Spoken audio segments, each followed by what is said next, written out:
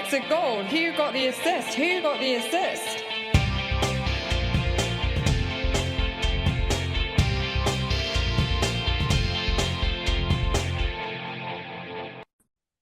Hello there. So we're back for the second pod of the season proper anyway, and it's certainly an interesting time in FPL. The template is continuing to poostle along quite nicely, actually, aided and abetted by big scores from the likes of Jesus, Cancelo, and the focus increasingly being drawn to the margins of our sides. Just to let you know, we're recording on Monday, the 15th of August, as the Liverpool Palace game is in progress. So there may be the occasional yelp. And just a quick point, Mo Salah's hair, like my girlfriend astutely remarked that he seems to have kind of Mel B in the 90s sort of vibe going on with that. I don't know whether he took a picture of her and just went, I just want that.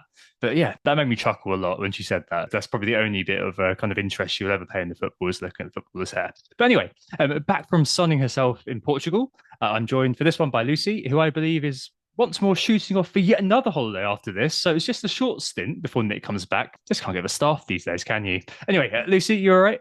Yes, I'm very well, thank you. Although it was strange to return from Madeira to warmer weather in the UK, although being on holiday certainly made the final deadline less fraught. And yes, Hmm. I shall be swapping my very limited Portuguese to very limited Spanish as I flit off to the Canaries this coming weekend. See. We are Who Got the Assist. You can find Tom on the main account at WGTA underscore FPL, and you can find me, Lucy, at Lucy Hynett with two T's. On the pod today, we'll be trying a slight restructure of our traditional pod format and seeing how we like it. We'll start off by discussing enablers in FPL, which is a macro view of how the cheap guys in our team perform in general to set expectations, before zooming in to look at the key questions flying around in the midfield cheap seats this season. After the break, we'll then get into everything else. That's the game week reviews, the market forces, a brief mini league update with the game week still in progress, before finishing with our listeners' questions. Brilliant. Yeah, just thought we'd switch it around and just get to the meat first and leave you with I mean, soggy. who cares about our teams, really? Yeah, obviously, the listeners' questions works as dessert, but game reviews, market forces, brief mini league update, all very important things. You've got to eat your veg, but nonetheless, everybody kind of wants to get to the meat, or in my case, the soy substitute before you get to that, don't they? Right, let's get into the main theme then, which is enablers in FPL, or how do we assess enablers in FPL? As I said in the preamble, the role of enablers has been thrown into sharp relief this week, barring a big injury in the next kind of 45 minutes, as the template has rolled on okay for the first couple of game weeks for most of us at least, especially those who didn't do Kane to Haaland. So the focus, I suppose, naturally falls on blankers, non-starters, disappointments around the edges of our teams. If we kind of think the core 10, are all okay. I don't think this has ever been a standalone topic, Lucy, in all of the 5 and a bit years I've been doing this, because I think it's something you always sort of overlook or something that gets overtook in the running order eventually. So it's nice to have something new, novel for a change after 5 years. Obviously, if you listen to this, it may not be the case that you're looking around the edges. If you've got one free transfer and you've got a Bailey or something, probably would be rolling that as we'll speak about in a minute. But I hope the overarching scope of the discussion will still be helpful for you. And how we approach this is kind of how we always do things in WGTA, really. So start big and then draw downwards. So general chat about how enablers play the role in the team, a little bit of historical look at them with a data dive over the last few years, followed by a look at the current midfield, I think, questions in this year's milieu. But we'll try to keep it relatable as far as we can. So I know not everybody's in the same situation we are. So a wide look at enablers and kind of a little bit of a chat about what's going on, how things are developing right now. So the enablers, Lucy, the 11th man. Who are these guys to you and what do you sort of expect from them? I think we have fairly limited expectations, or we should have limited expectations, especially for those midfielders where the base price gives you much less. I think potentially Wan-Bissaka and Lundstrom, as well as Tino Livramento starts the last season, has probably created slightly unfair expectations for that 4 million defensive bracket. So in this case, it's Nico Williams and Nathan Patterson this season. I think people are already starting to hype those guys, probably to an extent they might not be able to justify, but it's become a bit of a kind of FPL legend, the £4 million defender. Whereas I think those budget midfielders, of which I'm sure we'll discuss in great detail, have perhaps got less of a history, and thus we kind of are better at managing our expectations. Yeah, definitely. I mean, honestly, I've got the same low expectations of these guys. If you look at it objectively, at the start of the season, pre-game week one, the herd mentality sort of impact tends to dictate who we end up with. So the likes of Neto and Bailly this preseason were backed by sizable chunks of ownership, driven on, of course, by content creators such as ourselves, saying, "Oh, Bailly, he was good at Leverkusen," meaning that you're afraid of not being on the bandwagon when it goes off. But a decent case was made for these sorts of players. You're not going to beat yourself up about getting them. They ultimately enable everything else. So if someone says to me, if I post something on social media, "Oh, why did you have this guy?" I actually feel good about that because it means the rest of the team is beyond reproach. It's just there's one guy who's kind of making it all fit together. And often we don't really look at that guy very much. And as you mentioned, there's been a few sort of dream scenarios back in the day. The John Lundstram is kind of the clear archetype there, isn't he? 4 million base price, an absolute steal as a defender, who was actually a midfielder. And it meant that he was both a no-brainer to own, as he was just great value, and everyone else owned, of course. And you could simply concentrate on the core 11. This year, it's not looking as clear. I mean, as Lucy intimated, the 4.0s don't look as amazing in defence as they have in seasons past. I mean, Emerson Palmieri, I think, is being linked to West Ham. He could be one that could maybe come in and do a job. But yeah, in the midfield slots, we've got a kind of an enduring problem right now. In the forward slots, I think they're perennially a bit rubbish, aren't they? In the cheap prices, apart from Harry Kane way back when, 2015-16, I think it was. So to try to figure out how this looked, I had a historical look at players in the kind of the cheap seats. And by I mean I asked my statistician pal, Mitchell Sterling, who also helps me out on Talisman Theory, for help. And basically what we did is we looked at the last 6 seasons and we looked at all players who began each season between the prices of 4 to 4.5 in defence, 4.5 to 5.5 in midfield, and 4.5 to 5.5 in the forwards, just to get an idea of the kind of expectations we should be objectively, realistically looking at. And there's a hefty number of data points here if you think about all the players who have been in the game since 2017-18. So I think we can say that this is what you would be expecting with a robust base, which is what I quite like to see in FPL, rather than kind of saying, "Oh, the last 2 game weeks, he's done this, therefore he is worth buying." FPL Twitter, hang your head in shame. Anyway, starting with the cheap seats in defence, Lucy, over the last 6 years, how much would you expect a 4 to 4.5 defender to score on average? I have no idea. Yeah. I'm trying to get an idea of kind of what you quantify that as being. I don't even take into account like people's final totals, apart from when they're in like 200 club or like over 150. Yeah, So yeah. It's interesting, isn't it? Because people look at players and think, "Oh, yeah, he's going to be great over X," or he's a great season keeper. But the reality you never is, think that about the cheap guys, though, do you? You never think, don't. "Oh, I'll have him from game week 1 to 38 because he's clearly going to be there all the time." What you're actually thinking is, this guy will do from game weeks 1 to 4, and then hopefully someone else will have opened up. That's it. So for the cheap defenders, you're expecting a points range of between 0 to 74 on average. So the vast majority of these players do absolutely nothing at all throughout the course of the season. The big outlier, of course, Stuart Dallas. So a couple of years ago, 171 points, ridiculous output for a 4.5, properly game breaking. He's 26 points actually above what John Lundstram managed at Sheffield United, which is 144. He and Matt Doherty over at Wolves 2018-19 also scored that 144 points in their Annus Mirabilis. But yeah, just unremarkable really in the long term. So you've got those through FPL legends, but really, you've got the likes of Baldock, John Egan, Willie Bolly, Connor Cody, who all stand out in this category as players who have done more than 100 points. So in terms of a cheap defensive enabler, you're not expecting very much at all over the course of the season, and you're expecting players to come in and just do a job for you. That kind of matches your expectations, doesn't it, in terms of the historical view of this sort of player?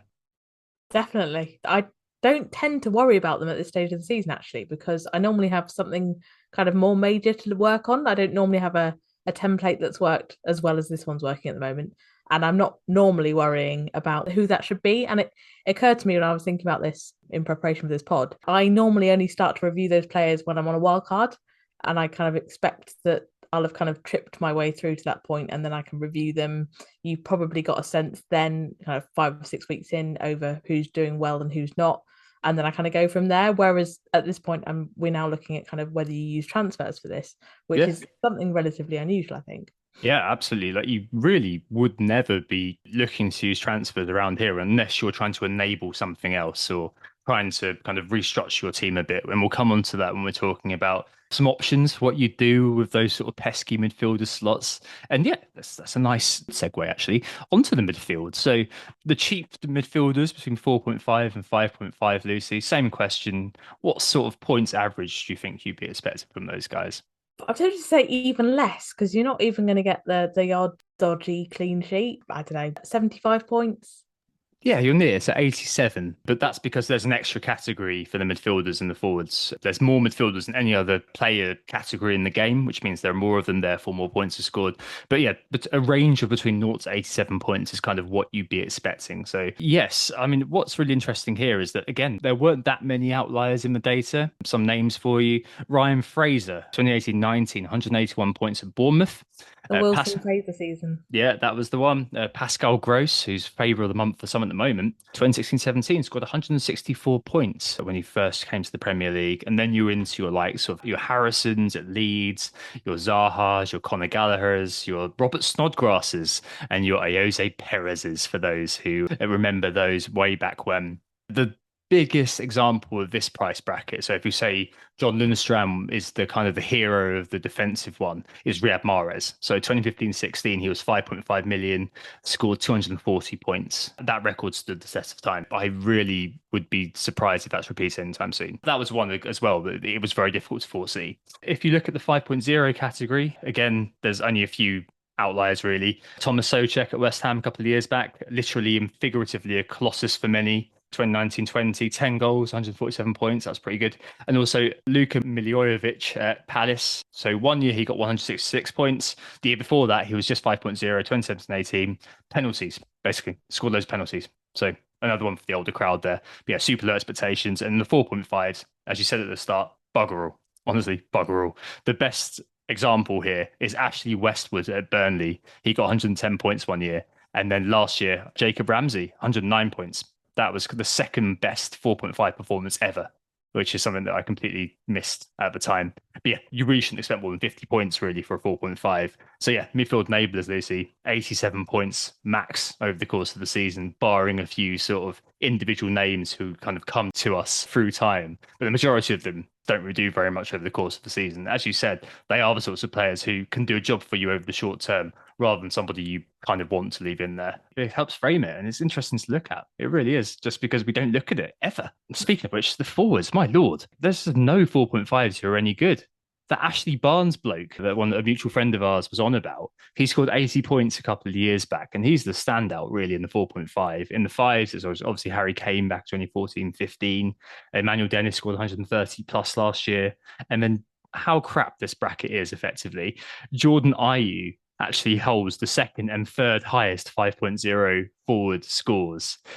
No. He does, yeah. He managed to break 100 on a couple of occasions. He's now a midfielder, actually. Again, something that completely passed me by, because obviously, who looks at these players? I do, because I'm sad. But yeah, 2019-20, 132 points. 2017-18, 108 points. And the 5.5, a few real exceptions. Bamford, Jimenez, 2020-21, Bamford scored 194, and 2019-20, Jimenez scored again 194. But the ceiling is really damn low. So in reality, Lucy, the outlook for an enabler is this: a defender who's worth between 4 and 4.5, you should be expecting 74 points max.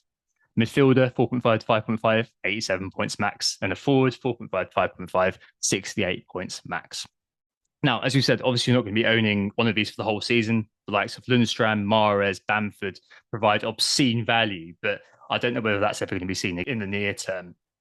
But overall, I think that might help tailor expectations a bit, Lucy.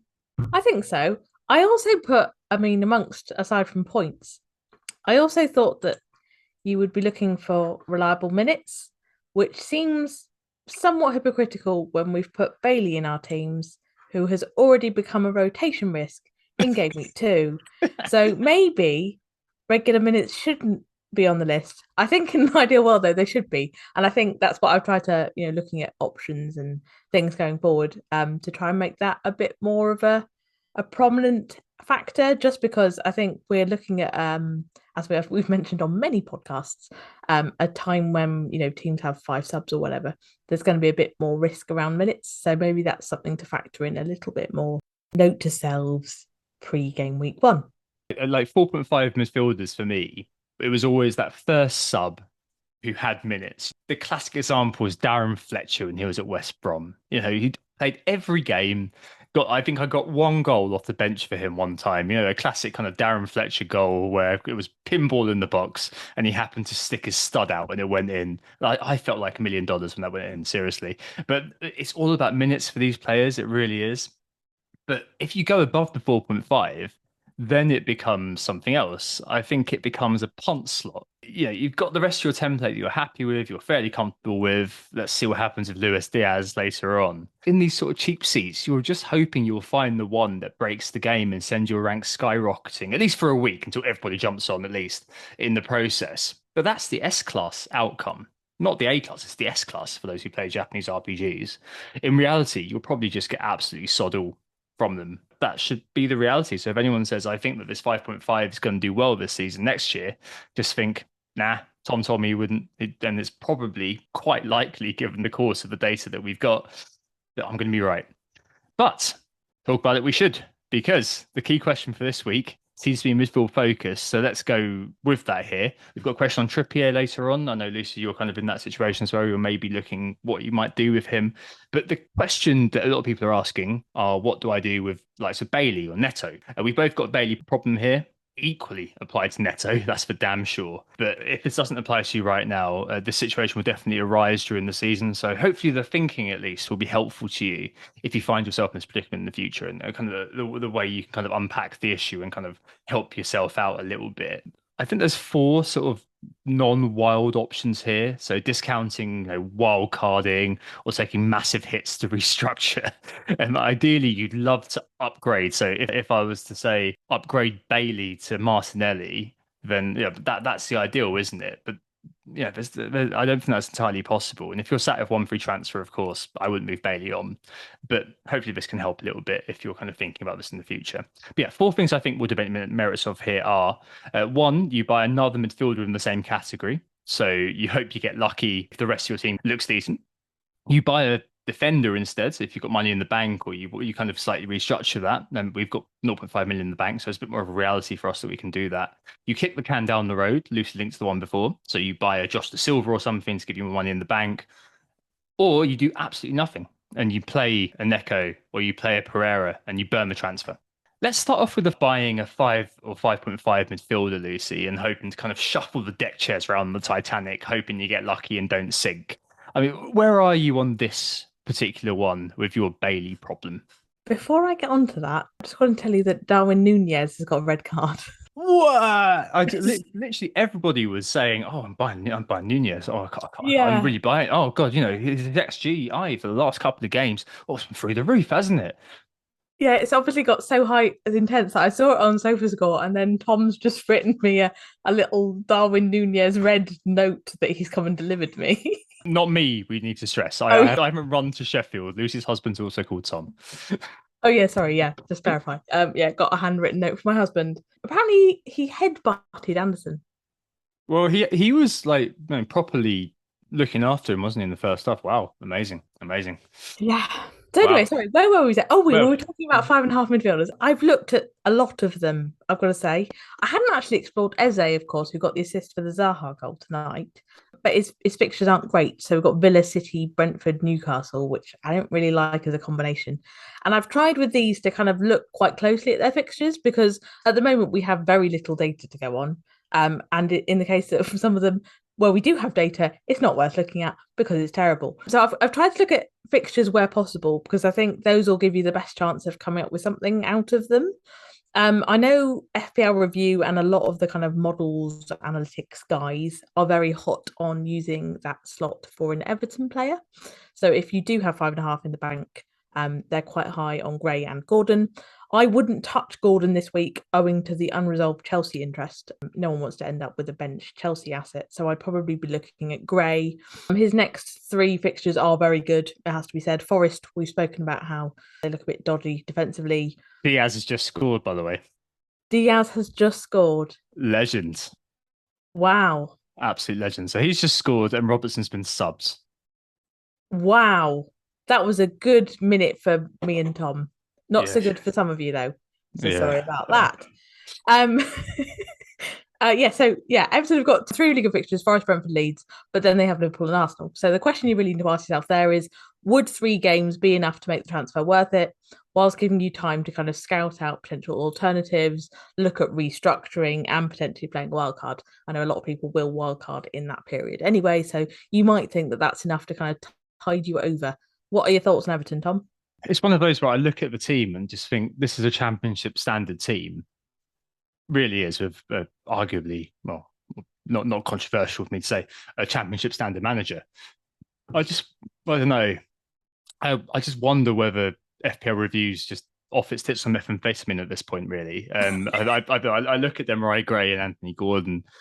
Maybe it could be one of them that kind of makes sense because at the end of the day, they are kind of the key attacking threats of their team. I think with DCL out, the fixtures are kind of okay. You know, you've got Forest next. And I can see people going, "Oh, Forest, yeah, sure." But they've looked utterly awful, haven't they? I mean, just meh is how I feel about that. I mean, I look at maybe that's going to be a recurring theme here, but neither of them jump out at me and just go, "Yeah, buy me." Yeah, and also it's the fact they're 5.5. So for those of you that have got Bailey and no money in the bank, they're irrelevant. And for those of you that are like us and you've got 500,000 or you've got Netto, 5.5 feels like a lot for what is essentially like a kind of meh punt. I felt more excited about Bailey, and admittedly that went really wrong. But 5.5 for those two is just really difficult to stomach, which then brought me on to Leeds. We've spoken about Aronson in the past, I think, between us. Obviously, he looked quite bright in game week 1, but ultimately failed to score against Southampton in game week 2. So, does he really know what he's doing? Is the question there. If you can't score against Saints, what are you doing? The problem really is that one with his Chelsea this week. So, if you bought him in, you'd probably look at immediately benching him, which feels a bit unintuitive. But then you've got a decent-ish run of Brighton, Everton, Brentford, Forest. But again, Brighton are good kind of defensively. So are you arguably going 2 weeks too early on that one? Potentially. I like it. He looks ex-lively, doesn't he? He's very high on the ex-lively, yeah. And as you said, his fixtures after Chelsea do pick up.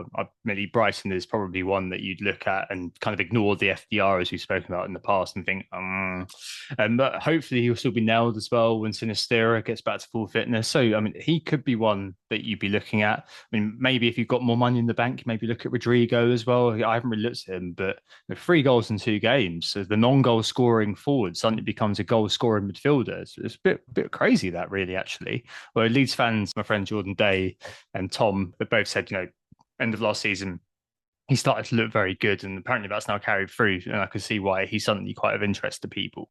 I mean, you've looked at the kind of the player side of things, and just to bring us on a bit, the other side of it is to look at the teams and the fixtures. And there are 2 teams, Brighton and Brentford's, who probably are the ones that have the best fixtures going forward, right? Yeah. Brentford play Arsenal in game week 8, I'm going to say, and Brighton have Liverpool and Spurs in game week 10. I think I wrote in Sports Bible last week. So yeah, Brighton have got a great run of West Ham, Leeds, Fulham, Leicester, Bournemouth, Palace. There we go. Okay, cool. So, I mean, let's go Brentford first, because I know that a lot of people, including your sainted husband, have brought in Josh Da Silva, which is cool. And the guy's got 2 goals from 2 shots. That totaled next year of 0.1. Elite finisher, right? I don't like looking at data this early, but surely that can't continue. Would be the thing that I kind of be wondering. I get it though. Like, so if you wanted to make the early switch to get your 0.1 price rise in the bank and free up cash, completely and utterly makes sense. Yeah, I think it's just one of those ones where people need to go in with their eyes wide open. I think if you recognise that he's not going to score every game off tiny chance shot, that's not going to happen. If you just want him as an enabler and you want to free up some cash, I think there's plenty of merit in it. I just don't think people should delude themselves about what he offers, which is essentially a box-to-box midfielder playing for a mid-table team with decent fixtures. Yeah, we've set the expectations out brilliantly that they're going to be absolutely rubbish. But I mean, with Brentford in general, their midfield frightens me. It really does, and not in a good way.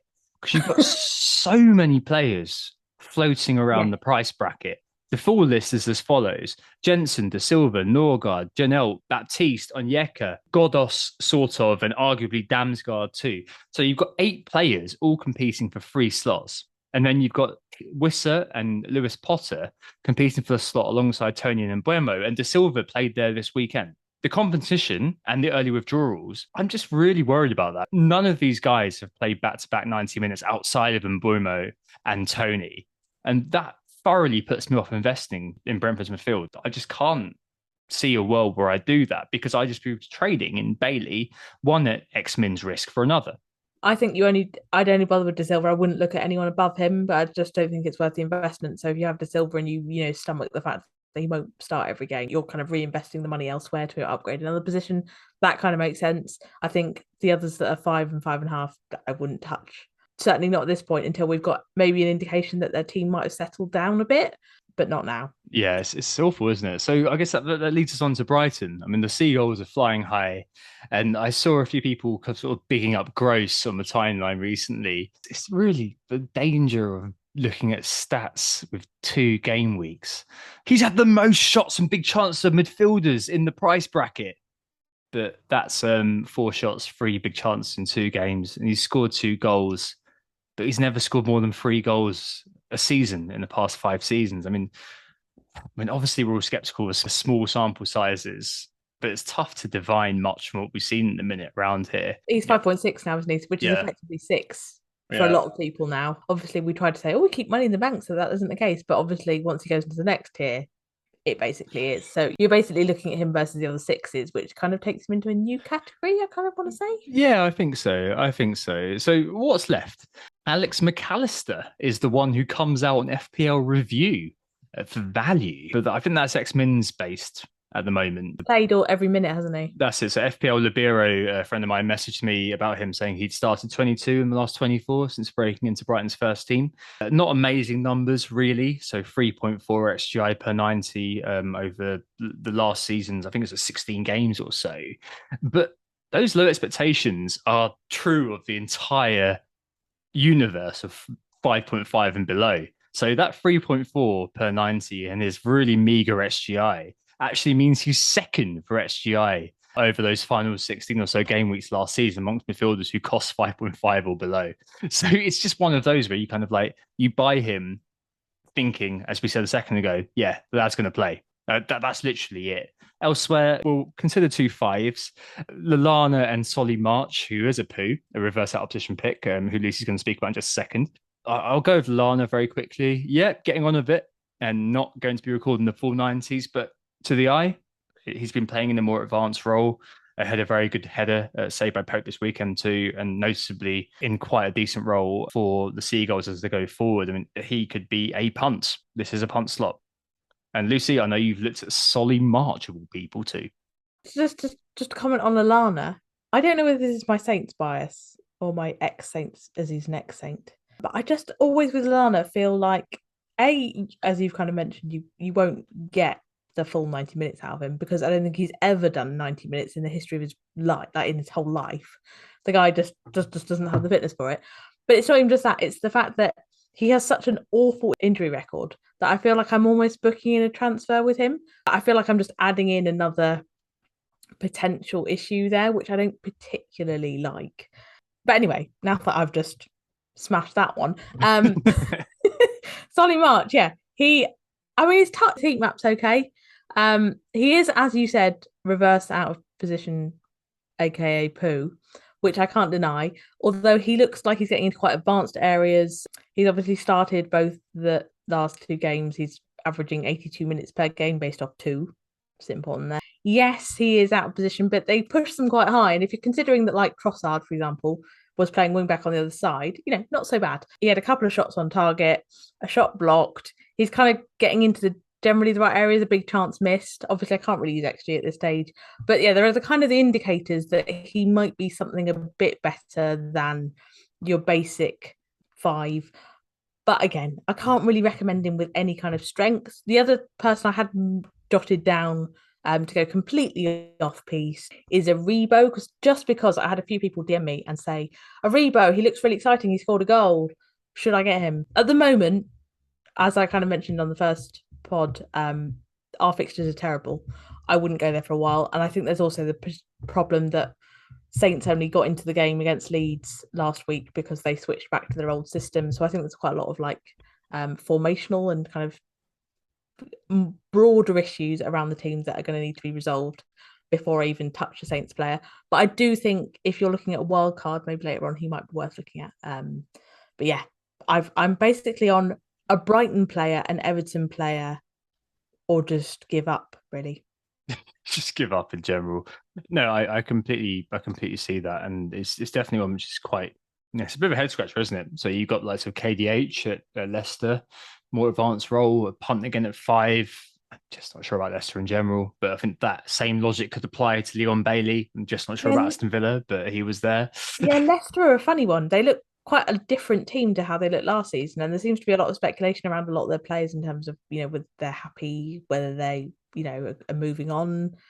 It's a bit funny one that you don't expect almost from Leicester, who have been kind of No, historically best of the rest. no, I Yeah, agree. And then you really start to get into the weeds. So Michael Lowe, who I'm not picking on here, I'm not picking on you, Michael, at all. And you also acknowledge this, has said, I can't believe I'm asking about Xhaka from an FPL perspective. Previous me, he says, would be absolutely appalled. But is Xhaka a good escape route from Bailey, given the advanced role he's playing in the Arteta system? Good positioning, decent fixtures, of course, as we know, and just 5.0. And also, you have Harvey Elliott, who's playing for Liverpool at the moment, in that kind of Wijnaldum-y sort of midfield, where the midfield vortex, where none of the players ever of interest to us. But 5.5 again could be fairly interesting. Xhaka, 12 points against Leicester, and looked pretty good with goal and assist, to be honest. But I mean, both of these players, neither of these players, I should probably say better, are of particular interest to me, just because I think they end up tripling you on teams where you'd otherwise want to be tripled. And I think that kind of is all we can really say about that. and Jack is a disciplinary disaster. Is my only other Yeah, note. red card waiting to happen, and we don't really know what will happen when Tierney's back and Zinchenko might end up playing there. I mean, but he's not going to be unceremoniously dropped. This isn't Football Manager, but nonetheless, you could see that. I mean, honestly, I don't really know here, but I think you could feasibly just kind of think, you know what, I'm happy with the rest of my team. I'm just going to mess around with these guys, make one transfer, and see how it goes from there. But yeah, the teams that you specified, I'd be 100% with you on those if I was going to go there. Second thing we could possibly do is buy a 4.5 million defender instead. So I know not a lot of you are in this position, but maybe you could be if you did make a move or do something like that, and leave Bailey to rot, as maybe moving him on isn't particularly viable. And this could be the value play, because we know that defenders are more valuable than midfielders, and we know that overall we might find that a defender would stick around in our team for a bit longer than a cheap midfielder would, because at the end of the day we could kind of say, you know what, great first sub to have a player like Lewis Dunk or something like that. And as I was saying, we're talking to Lee Jackson, who's Planet FPL's Aston Villa pod and DM earlier on today, made a really good point that if you keep Bailey and he scores, if he scores in Crystal Palace, when Gerrard could well revert to 3 up top against Palace's 4 at the back, maybe he went with the 2 up top because they were playing Everton's 5 last weekend. If he scores, he could be up to 5.1, 5.2 and suddenly come straight back into the conversation. So if you could, it's a way of kicking the can down the road, really. Coutinho's out as well, isn't he? I think he got sub 59th minute with an injury. So maybe it could be worth getting a defender in, because none of the midfield options other than KDH and Gross have scored. And if we're honest, none of them have put their hands up, really. So maybe you could have a Nico Williams, something like that, and just think, you know what, I'm going to upgrade that slot. I'll go for that. Again, I think Brentford and Brighton, purely fixtures based, your guys here.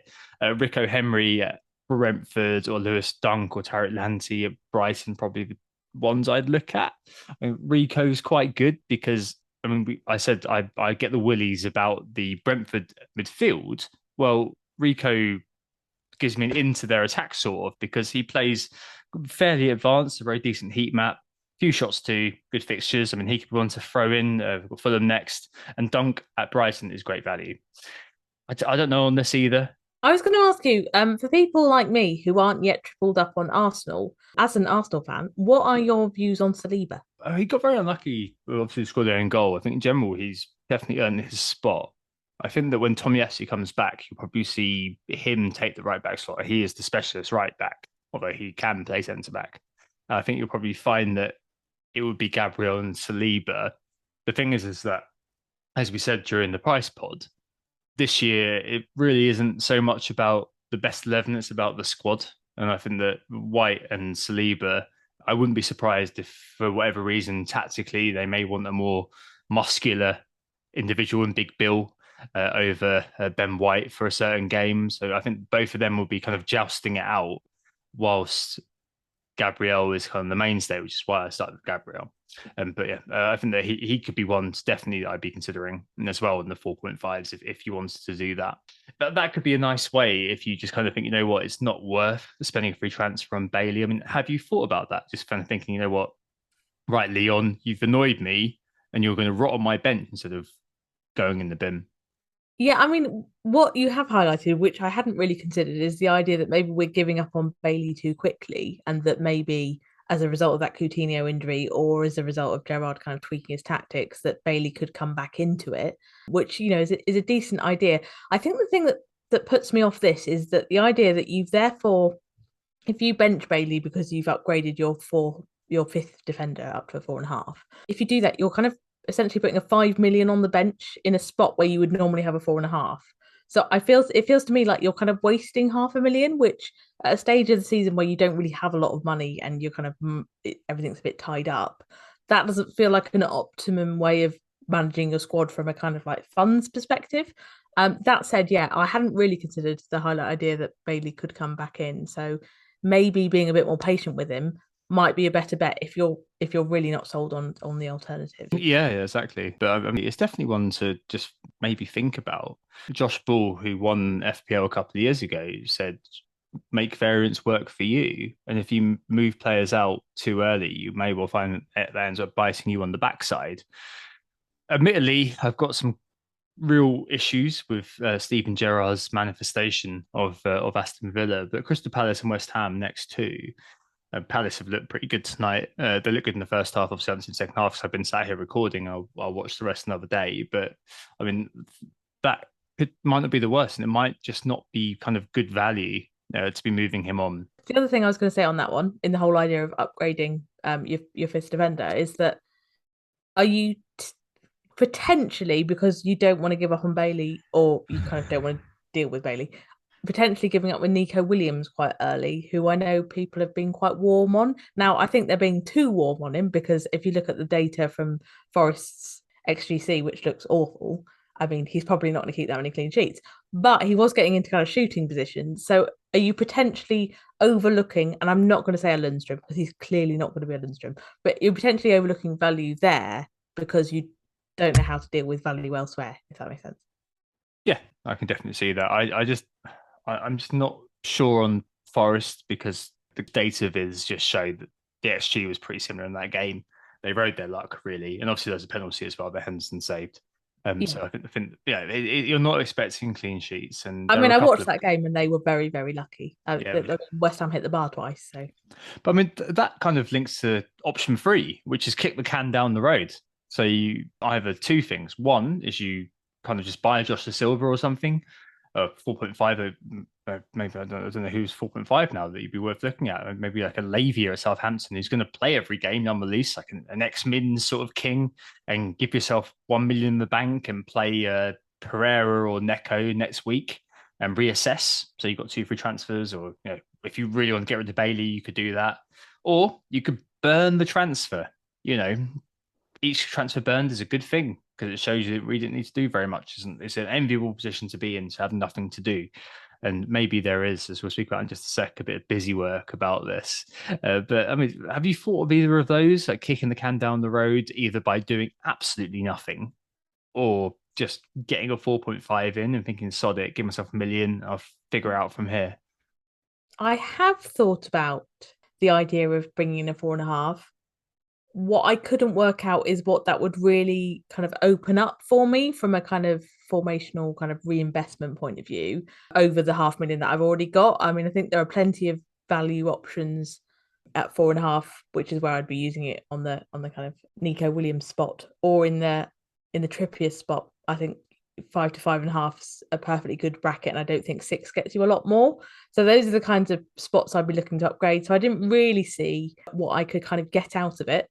As for burning the transfer, I just don't think Bailey's so worth it, or so worth the kind of gamble that he might play, that you wouldn't try and do something with it. So that's off the table for me, I think. Yeah, he's definitely not L'Oreal, is he?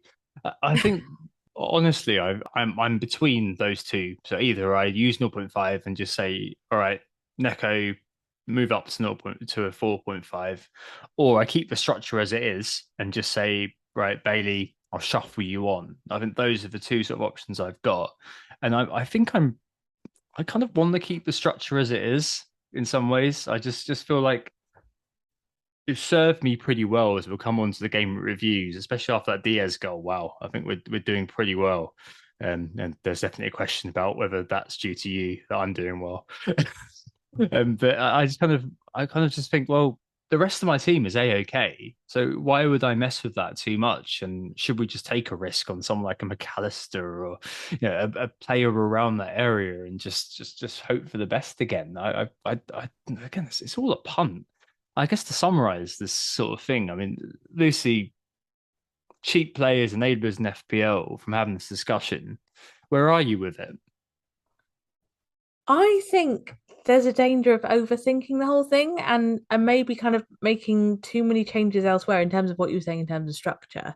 Um, Trying to get the very most out of the edges of your team without kind of thinking about the broader picture, which is the 10 other players that will get you the majority of your points. And what I wouldn't want to do is spend too much A, time and energy, and B, transfers and funds on getting these spots bang on when if we're honest, these players aren't going to be around when your next wildcard comes.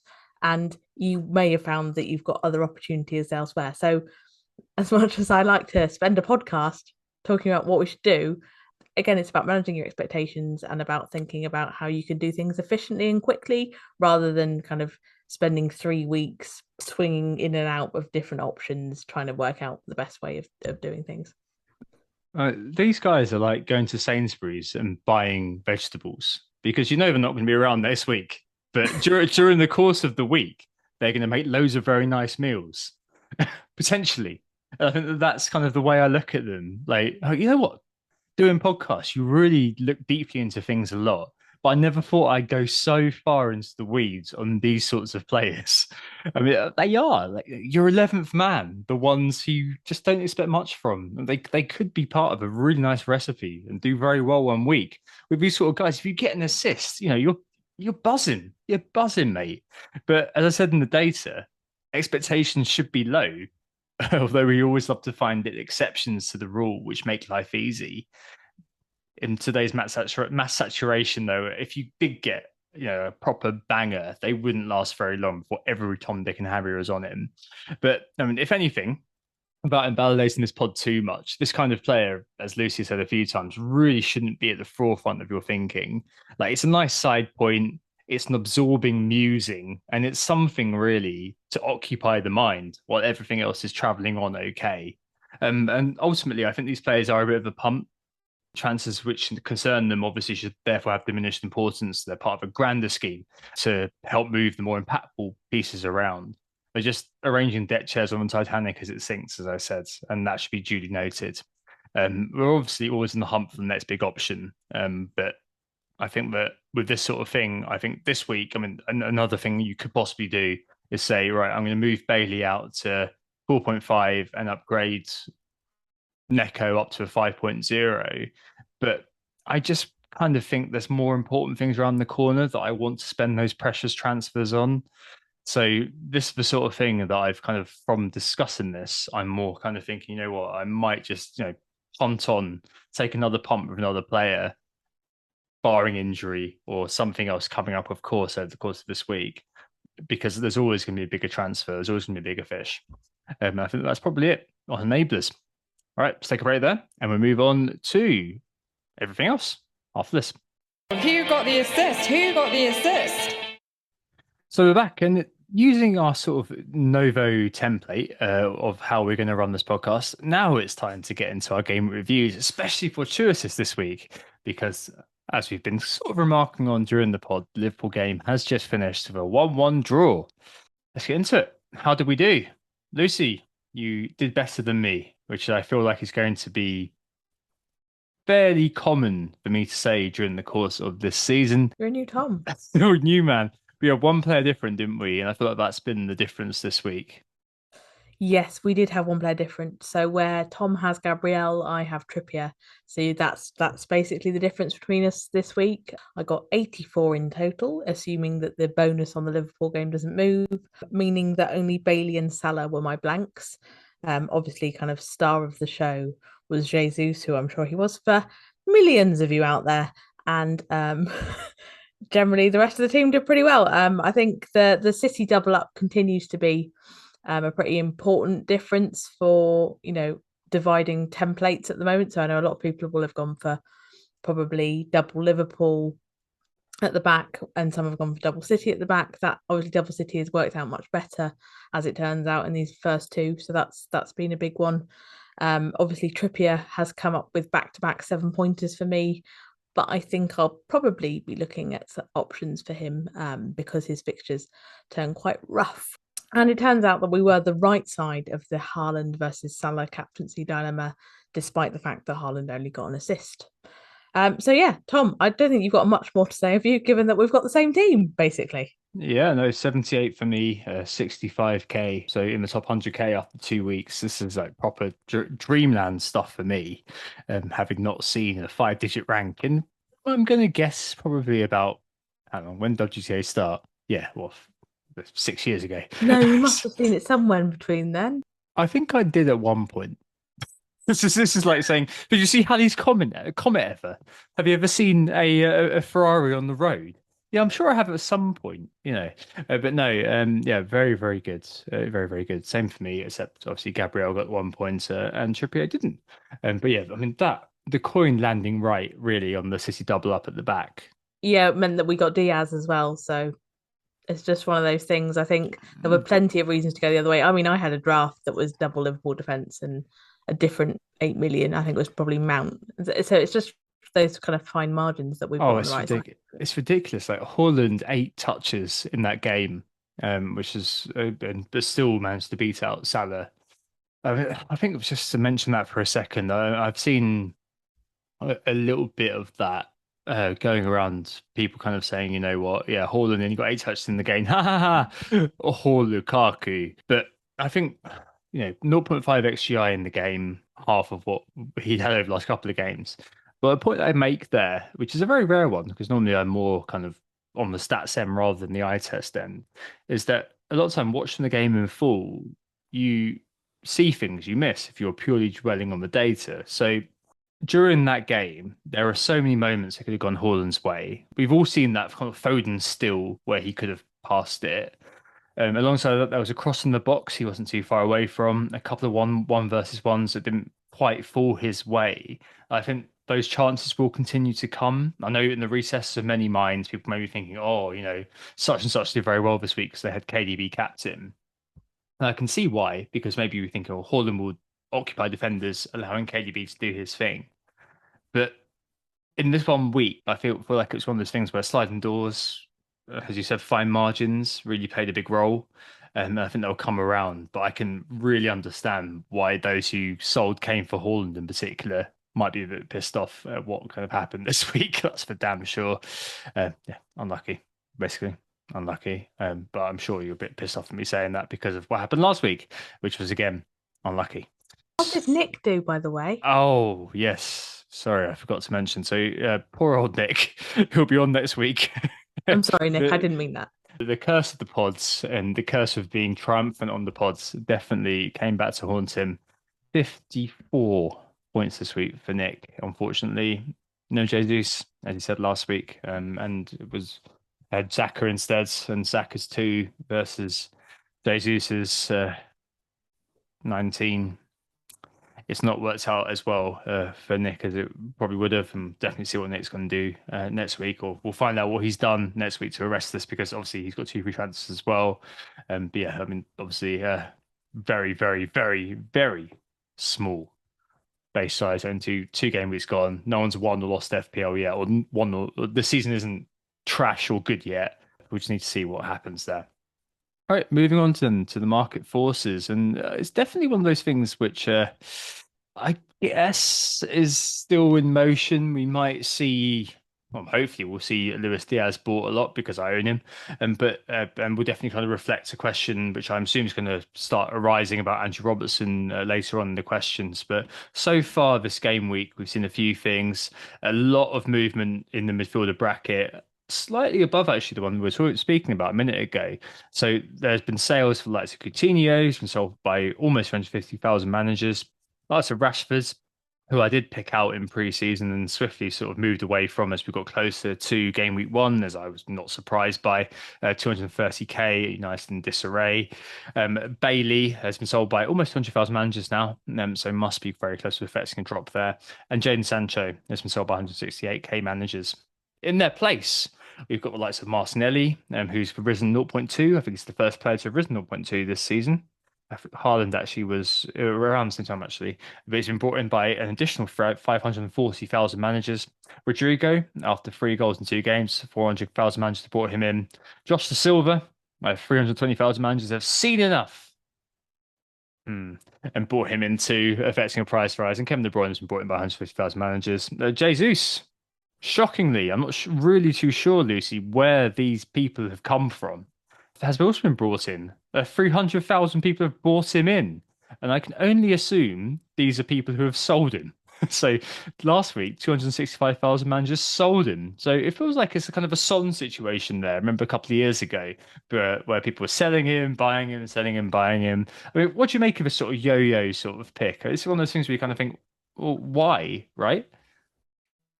I think there's always a slight impatience with players that people perhaps weren't sold on, but kind of followed the herd on. And then they kind of come up with themselves with an excuse as to why they were definitely right in the first place, and they kind of reverse it.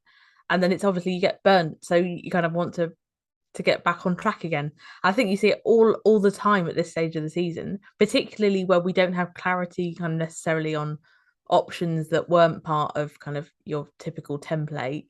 When we don't have clarity yet about those, people will much more likely to oscillate between 1 or 2 options. But it's a great way to waste your free transfer. So well done, everyone. Yeah, no, absolutely, absolutely. But this has already happened. So it happened after the 19-pointer. So, but I mean, we'll talk about this actually. There's a question on kind of reconfiguring your team, whether you kind of basically swallow your pride. So I can completely see why people have done it.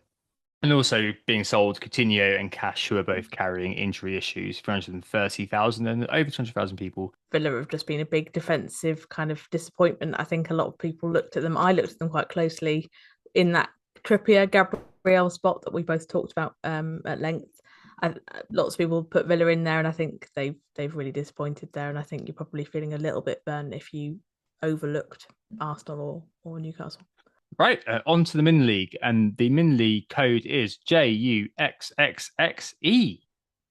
I can't make a song about that. I tried to get a WGTA one, but as I said to Nick last week, I sat there for about 25 minutes, half an hour, longer than I'll care to admit, trying to get WGTA to come up if you reconfigure the code. I couldn't find one, and this is one I settled on as being most memorable. In first this week, there are 3 managers up there. Isaac Lee with Mahomes alone, he got 84 points. Saka Potatoes, Alex Terry, 83 points. And in third, Maestro Kim with Rorik FC. And what's really interesting about Maestro Kim is that he captained Jesus for a massive 38-point haul. The rest of his team, I'm assuming it's a he, but the rest of their team, I should probably say, has decided the untemplate, sporting lights of Havertz, Sancho, Pascal Gross. I mean, that's impressive foresight.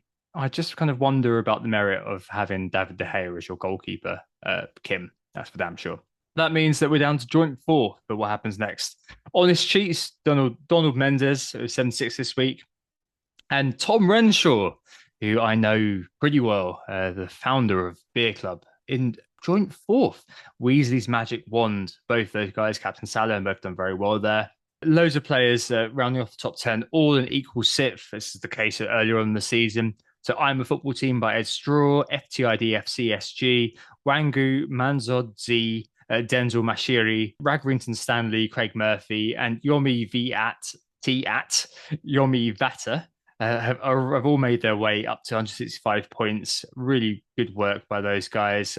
Another Jesus captain by Yomi there, taking up to 82 points. But again, a bit of an unorthodox team with the likes of Diego Carlos, Havertz, and Demarai Gray sat in that team. But yeah, very well done, everybody. It'll be very interesting to see how those are sustained, because obviously it's all a bit of a chaotic environment early on in the season. Right, so let's move on to listener questions, the dessert of the podcast after having your veg. Lucimulated is the first one. Friend of the pod, Jack, at FPL _ Jack, the man with the loudest laugh at any FPL meets in London, says, you've had a great start to the season, Tom. Have you changed your approach, or is it a case of getting luckier than ever before?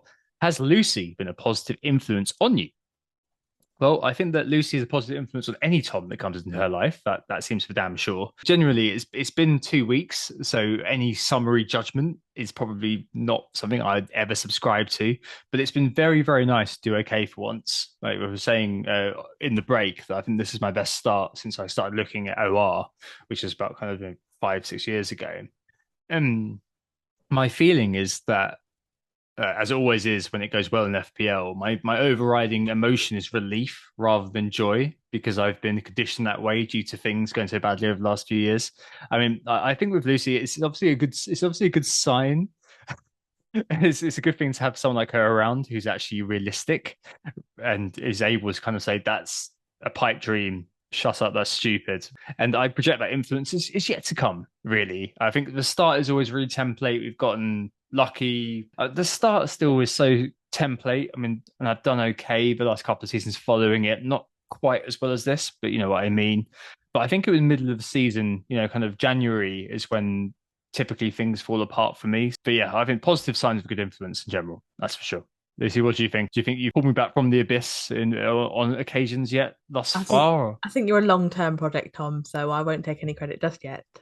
Other than the Edisons, which you were a very, very clear skeptic of. So, I'll take that. But yes, I think we'll review in a few weeks and if it's worked. And also, if our fortunes continue to go in the same line, I assume as our teams diverge, which should happen eventually, we might think about it differently. So what's funny is that every time over the last couple of years when we've kind of chatted in group chat or on WhatsApp about what we're doing, I think our thoughts have always been quite similar. It's just been that one kind of screw up somewhere along the line has meant that I'm talking about doing this move about 300k, and you're like, yeah, oh God, I could get me an extra 1k on my kind of 5k rank.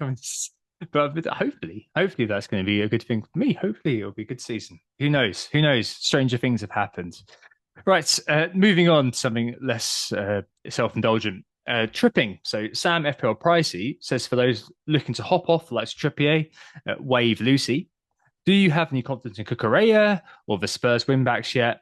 If not, who else might be viable? And jumping on this as well, FPL says, friend of the pod Sai asks if Cucurella is a viable alternative to Reece James. I mean, take it away, Lucy. What are you thinking of doing with Trippier?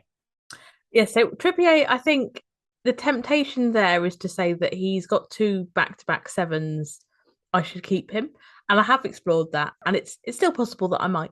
But I think that's probably one of those ones where you can be tempted by past performance into keeping someone that isn't necessarily the best option. So we haven't really seen him provide any attacking returns yet, and he now has 2 of the next 3 quite tough fixtures, starting with Man City next week. So I am looking at potentially moving him on, either as an alternative to the whole Bailey conundrum, or maybe just doing that and ignoring Bailey. I had hoped that after their break versus Saints that we'd get to see, I never know how to say his name. Which guy? The wing back from Spurs. Perisic? No. Sessegnon? Oh, Matt Doherty. There we go. And Perisic start, especially after they dropped in price.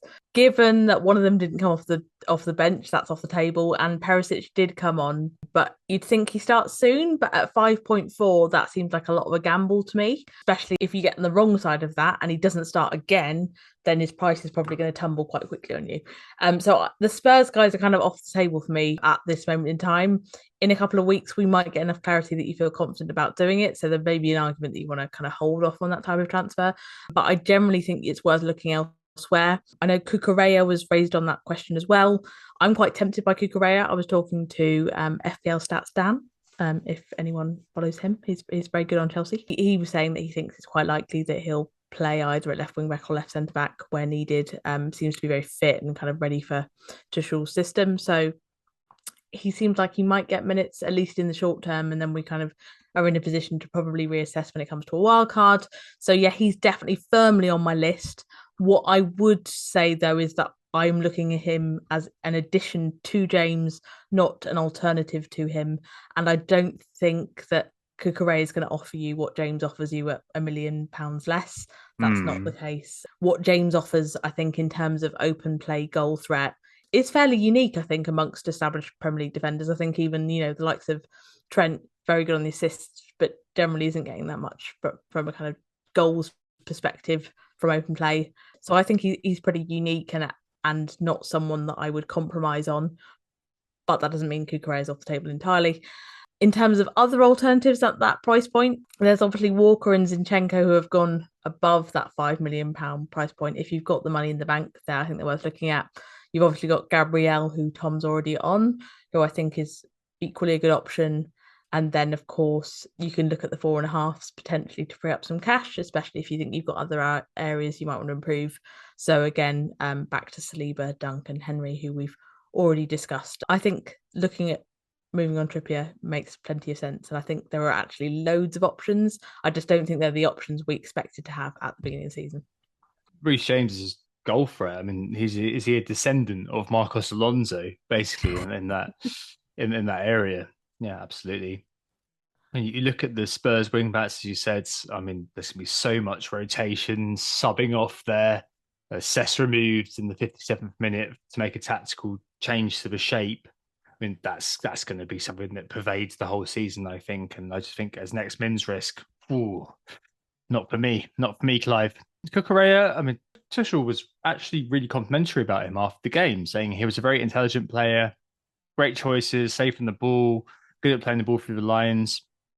Also said that in contrast to Chilwell's good for substitutions because he's a high-speed, intense runner. But after his long injury, he lacks a bit of rhythm and feeling for the matches. I think that's a decent assessment, I think. I think you can feel okay about that. So if you can't reach Reece James, for the short term at least, Cucurella is a good pickup. I can't really see too much wrong with that. And Chelsea's run actually is pretty decent from now. They don't play another top 6 team until Liverpool in game week 8. And their next run of features takes in the likes of Fulham, Leeds straight away, and Southampton in game week 5. So I mean, couldn't get easier than that. Exactly. I mean, Lucy mentioned Rico, Henry, or Dunk if you want to go down. Gabriel, Zinchenko are pretty decent ideas. I know we didn't get a clean sheet against Leicester, but I wouldn't shut the door on us either. Well, I mean, we don't play a decent top 6 team until Spurs in game week 9. We do play United in game week 6, but let's not be worrying about that one. I meant to mention actually, FPL Review is quite keen on me getting Dyer. So if you didn't have appetite for the wing backs at Spurs in terms of the risk around their minutes, FPL Review liked Dyer. I don't know if I like Dyer, but statistically, maybe he's the man. I feel like that's like an achievement unlock to buy Eric Dyer. I feel like that's the kind of maybe that would suit you. That's the sort of you or Nick transfer that I'd expect to be buying someone like Eric Dyer. just I think that's the most kind of boring transfer I could ever imagine that I've actually gone out and bought Eric Dyer. Dear me, I'm not sure. You just make it attractive. I wasn't even like, and now I'm like, oh, maybe if it's a me transfer, I should do it. Fair play. Well, the other thing you could do is keep Trippier. I mean, you could cover him for 3 and 5.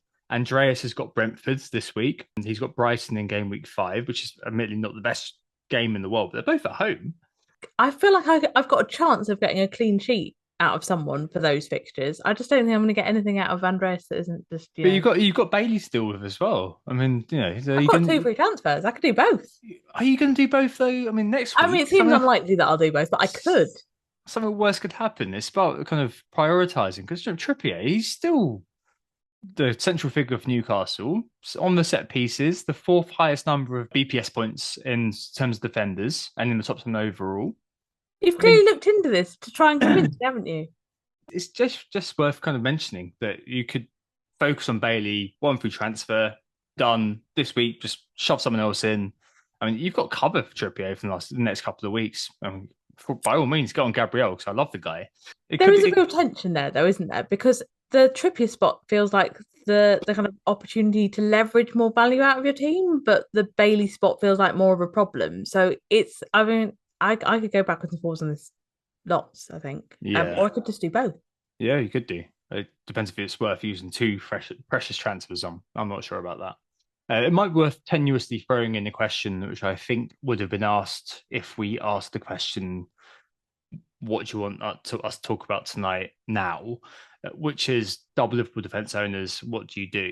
Those people own Robertson and Trent. Trent's obviously managed to get one bonus tonight, was on two for a bit. Another clean sheet busted, Lucy. I mean, if you own Robertson, what would you be thinking right now? I don't think I would be moving yet. Maybe that's because I'm kind of the stubborn template person that I am. But I don't think there was a huge deal in the kind of tension between Diaz and Robertson. Like, I think there were really good arguments one way or another. And I think you've just got quite unlucky at the beginning. Palace, from the first half that I saw before we started recording, weren't offering a lot apart from some pretty rapid counter attack. It wasn't like, Liverpool were being played off the pitch. I just think you've got quite unlucky, and they've got Man United next, who, let's be honest, they can't organise anything, can they? Let alone a football team. I just don't think I'd be looking at it seriously yet. Kind of the main attraction I was thinking in terms of moving Robertson on was that it would free you up a Liverpool spot, so you could look at Nunez. But obviously, he's off the table now because of that headbutt. So I just don't think I'd be looking yet. But maybe that's just too conservative. What would you be looking, Tom? I might be, but equally, I'd be looking at the next kind of three games for Liverpool and thinking, oh, do I want to be moving on Nasser, who is incredibly attacking?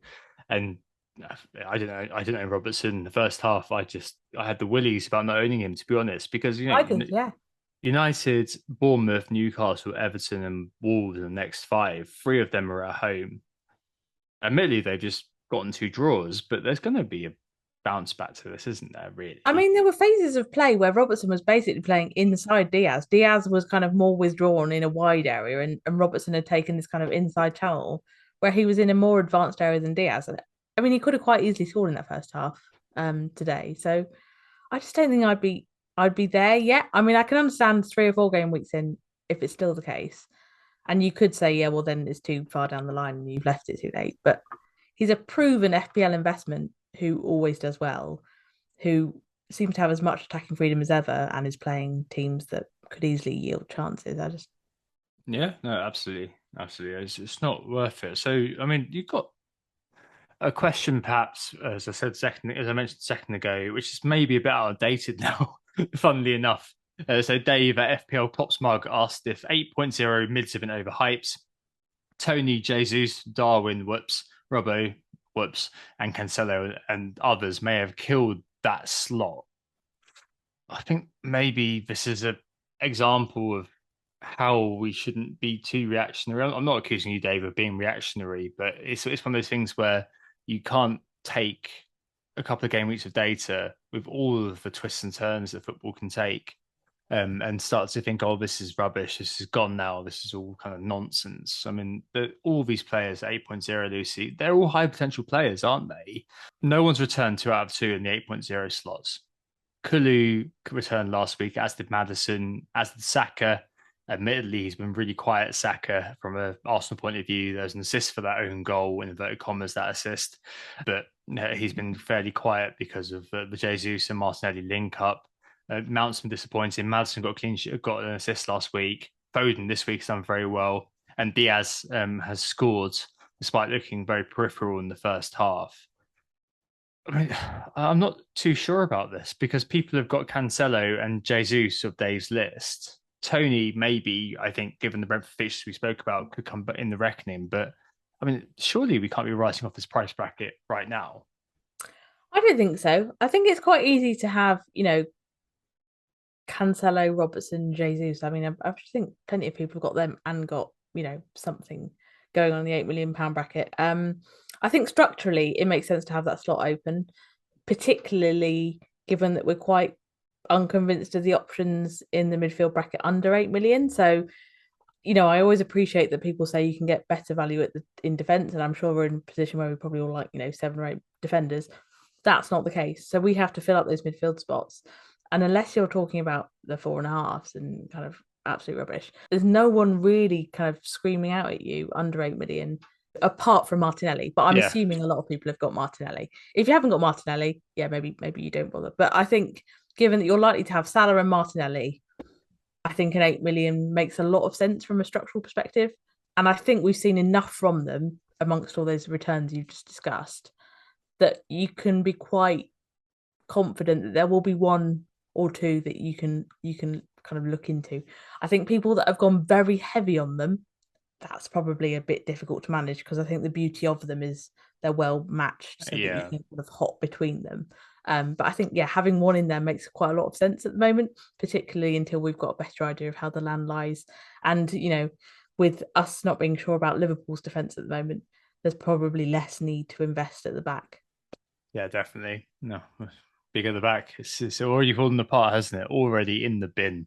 Speaking of people who may be thinking their season, well, not in the bin, but they're already in a catch-up sort of scenario, I think it's probably good to just mention another Dave, this time at Dave CZFPL. He wrote in and said that he went with Diaz, Mount, and Kane over Martinelli, Jesus, and Salah. For the loss of 61 points, well, now it would probably be a bit less than that, because obviously Salah's blank this week. But a 43-point net loss overall at the time that I wrote that question out. But he says that all good fixtures are coming up for his current lot. Do the stats say it's worth staying with them? He's less interested in kind of us advising him on his team, but is it worth sticking with what he did, or is it worth sort of, swallowing his pride and making those changes? And I think it's definitely a tough time for those in the catch-up scenario. Like, I'm no stranger to being there. That's for damn sure. We were talking about it during the break. And I'm not sure, Dave, if there's data there at the moment, because that's just outcome bias led advice. But I really salute your cojones for going against those three. And honestly, I'd be more worried about no Jesus, actually, more than Mo Salah, because the brass taxes, the effective ownership's up as well for Jesus. Obviously, he scored 19 points, but if a game like Bournemouth away is coming up next, a game where loads of people are going to probably be captaining him, I mean, I can see his EO nudging that 100% next week, because less engaged managers will see who did well last week and just go, right, I'm captaining that guy. And I think it just goes back to the outcome bias pod a little bit. You got to ask yourself, are you happy with the decision I've made? And there's clear logic to that riskier approach. It's now a case of whether you stick to it or not. And I'd be kind of wondering whether, you said you got Mount in particular, whether you could kind of think, oh, well, I can move him on and just accommodate Jesus, because at the end of the day, you're limiting your exposure to a perennial threat throughout the campaign, because Jesus' ownership is going to stay high all year around. He's reminiscent of Richarlison a few years ago, when he scored in the first week or something. You had 1 million managers buying him in. Wilson Fraser at Bournemouth a few years ago. Even if the template moves away from a player like Jesus, we're still going to see the ghost teams dancing thriller style on the odd week when he does score or do well, because there are going to be so many teams throughout the course of this whole season that have got Jesus nestled in them. I doubt his ownership will ever drop below 60%. I don't think we're going to see that sort of sense of mass sell-off, because over time, people drop off, but the players remain in their teams. In some ways, Jesus is a potential dead spot unless you captain him. So yeah, that for me, looking back to when we were talking about the market forces, is a potential problem that I would just get out in front of and solve there. It's not a glamorous transfer, that's for damn sure, but stubbornness doesn't help you here. You can never get the points back that has been scored this week, but given the next few fixtures, that would be the rational move, at least, to kind of combine the sense of riskiness at the start of the campaign, as well as kind of just saying, yeah, okay, I need to limit my exposure to a potentially damaging outcome. Obviously, Diaz scored tonight, but that's not going to be doing too much to alleviate the damage that Jesus has done to you.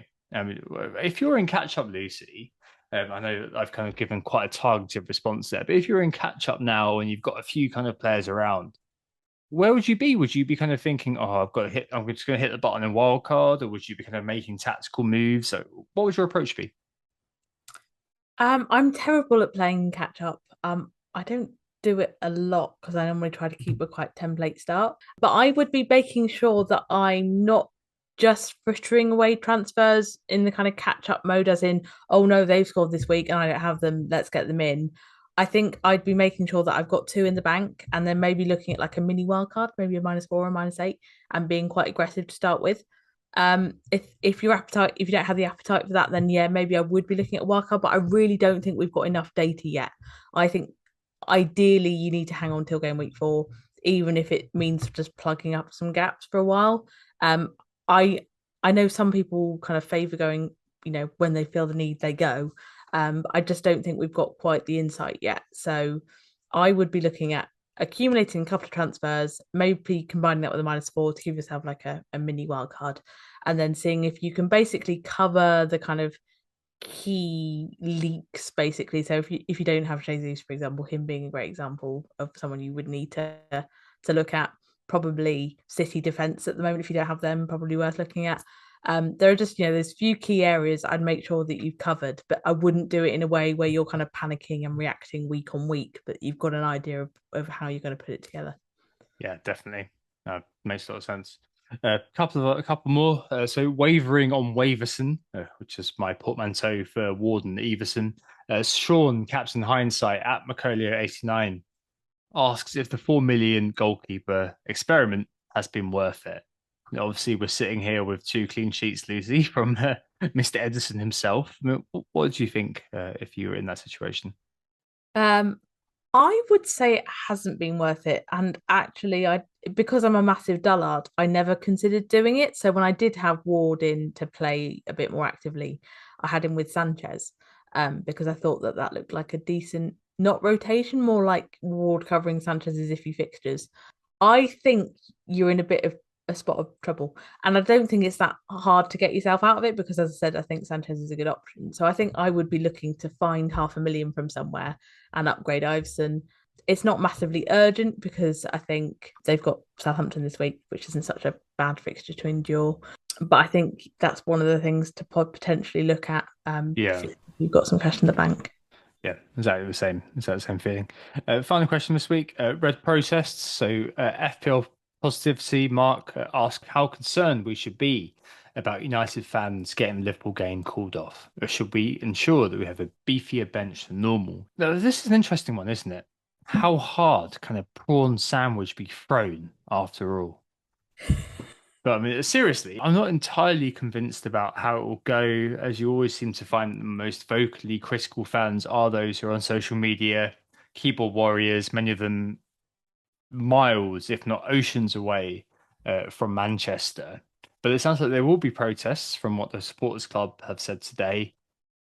And I mean, really, it's interesting because it's one of those sort of external events where I guess you kind of do the right thing so you can advise a player in another match is good practice. I mean, external events, Lucy. I mean, last year we had so many of these because of COVID, and Bryn FPL asked us a question about making early transfers, and last year obviously it wasn't really a thing. This year it kind of makes sense to do so.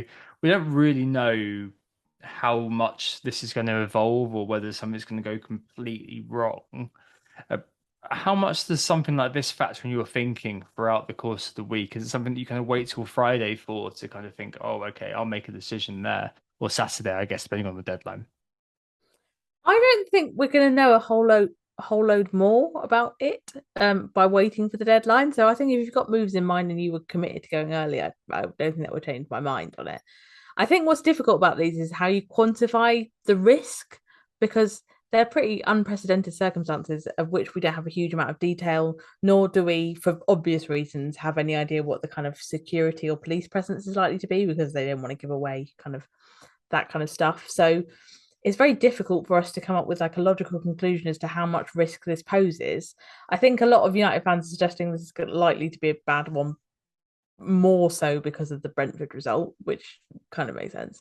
I don't think it would encourage me to spend more on my bench. So, the question about a beefy bench, I don't think it would encourage me to do that because I think you're potentially shifting your strategy for more than just the week to respond to a one-off event, and I think it could screw you over later down the line. But what I think it probably does is reaffirm that if you do have a fire or you have something that you can easily sort out, to resolve it, knowing that that's a bit more of a risk this week. But yeah, I wouldn't go much further than that, because I just don't think you can really prepare for it, particularly given that it's Liverpool versus United. So if you've still got United players, I'd dump them. Just to clarify that. I don't know if that needed to be clarified, but I would get rid of those. And then everyone has triple Liverpool, pretty much. I mean, there might be the odd double up, but most people have triple Liverpool. So everyone's going to be affected a similar amount. So from that perspective, I don't think it's a massive deal. Going to know a lot more at the deadline, are you? What are you going to do? I mean, you've got to kind of just try to play it in a way that you would play otherwise, because given how FPL works, you can't change your captain and stuff. I mean, maybe you could kind of say, you know what, if you are really, really, completely frightened by this and you genuinely believe is a key word, it's subjective. There's no way of knowing whether the game's going to be disrupted, something's going to happen, whatever. If you genuinely believe that United fans are going to cause a ruckus and call the game and get the game called off, then by all means captain Jesus. And if it does look like it's going to go that way, then maybe we may see people doing that. But it's one of those things. It's trying to control the uncontrollable, as we spoke about during the behavioral science pod, and it's very difficult to do. It's a very difficult thing to answer. With external factors, these things are always going to happen in FPL. You've got to be aware of that, the fact that there could be something that could happen. If you brought in Nunez this week, or you wildcard the Nunez this week, you can't legislate for the fact that he's going to decide to headbutt an opposing defender. You can't factor that into their thinking. There's no X headbutt metric in the same way there's no there's no X CT crowd trouble. But I understand where it comes from, that question. And if you are genuinely really scared and thinking, you know what, United fans are going to go on the march on the pitch, then go ahead and captain somebody else. And if it looks like it's going to go that way by Friday, then do so. Right, okay. Transfers and captains, Lucy. We've spoken about this a fair bit, actually. Any idea what the hell you're going to do? I assume you're going to be captaining Salah against United, because I'm doing that, and that feels like the template thing. Yep, that feels like the template move. So I will be doing that, unless we have some information this week that makes us more sure of those protests being a serious threat to the match. I will be going for Salah captain, and it'll be either one of Bailey or Trippier out. I don't think it'll be both of them, but then who knows? It could be. And as for who I'll bring in, I quite like Cucurella at this point. I feel like that's actually gaining my team something. So Cucurella at the moment with a really large asterisk next to him. Interesting. Well, I don't have the Trippier thing to deal with. I've got Gabriel and I'm happy with him. So I'm not going to be moving out anybody for Cucurella, because I need to do 2 free transfers to do that. Upgrade Neco. I'm really between break the structure and go over 4.5 and deepen my bench or whatever, or move out Bailey for somebody else and just kind of have fun moving the deck chairs around. I feel like I might do that. Who that is, I've got no idea. Even now, it could be Eze, it could be McAllister, it could be Lallana, it could be X, Y, and Z. I don't think I'm going to move to Bournemouth, so I think it probably is narrowly down to a Brighton midfielder, which is probably going to be McAllister versus Lallana, or it is kind of taking a punt on somebody like Eze. It's all going to be a punt. I mean, maybe something will come out during the course of the week where I think, oh yeah, okay, that'll do for me. I mean, I've got 2 free transfers. I don't think I'm going to burn it. So maybe I will get somebody like Eze who's going to just kind of be all right and do a decent job. The problem with Eze, of course, is that if I do end up with Eze, then game week 4, I need to play one of Eze away at City, Andreas away at Arsenal, or Neco away at Spurs. I feel like you've got off this idea already. I'll have 2 free transfers then, again, because I'll have used one this week. So, I mean, that could be a way forward, because I'll have this. I just don't know. I just don't know at this point. I really don't. I've got no idea. I wish I'd spent a free transfer last week, to be honest, because I wouldn't have this problem. Feels counterintuitive, I've got to be honest. I feel like I've used transfers, so I have fewer of them. I know. It's stupid, isn't it? Anyway, Okay. on that confusing note, I think that's your lot. Hopefully that was useful. Thanks, Lucy. It'll be a couple of weeks now, won't it, until you're back again? Yes, indeed. I shall be making next week's transfers from the beach. It's a hard life, but someone's got to do it. Thanks for listening, everyone. We were Who Got the Assist.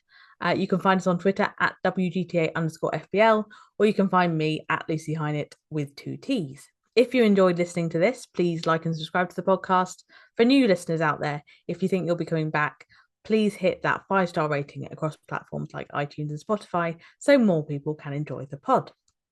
Yes, please go ahead and do that. Thank you very much. We'll speak to you again very soon. Lucy, I'll speak to you in what seems like quite a while now. I think it's going to be September, like mid-September, basically, because Nick is going to be back for both the next pod and the pod after that, because I think you're getting back quite late, aren't you, on the Monday? So I think me and Nick will have a couple. We'll do themes. We won't lay it on as thick. I know last week people were a little bit kind of iffy about how thick we laid that on.